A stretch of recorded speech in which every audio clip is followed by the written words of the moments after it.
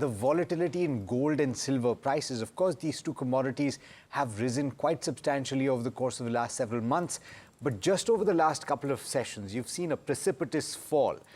In response to that, seemingly, the National Stock Exchange is increasing margins for gold and silver contracts. This would effectively make it more expensive for traders to hold or create new positions in gold and silver futures. How much of an impact does this have, and is it material? Sharad joining in to tell you about the context and what this means. Sharad, of course, this is the NSE announcing it, but most trades take place through the MCX, don't they?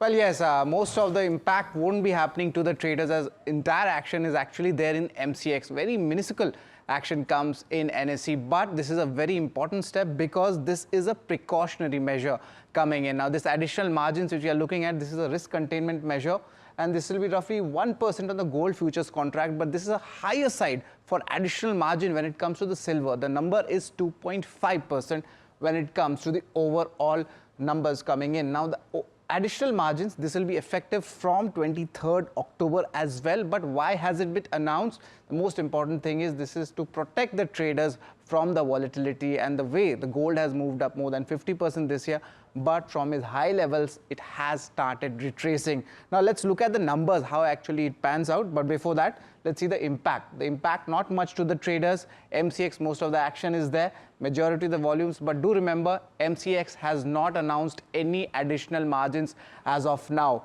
Let's see the numbers, how the movement has actually panned out. Gold numbers, it hit its lifetime high levels of almost $4,400. And that has down 6% in the last 2 to 3 trading sessions, and silver also trading below the $50 mark, down almost 11 odd percent.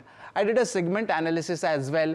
Then what actually this means in the pullback of gold and silver. This is negative for the gold financing companies, positive for the jewelry companies, and we had discussed that there's a lot of deferred demand also in the wedding purchases to happen, so this might augur well for the jewelry companies as well. This is neutral for the silver ETFs because the values which were there, the premium value, that is normalizing with its NAV.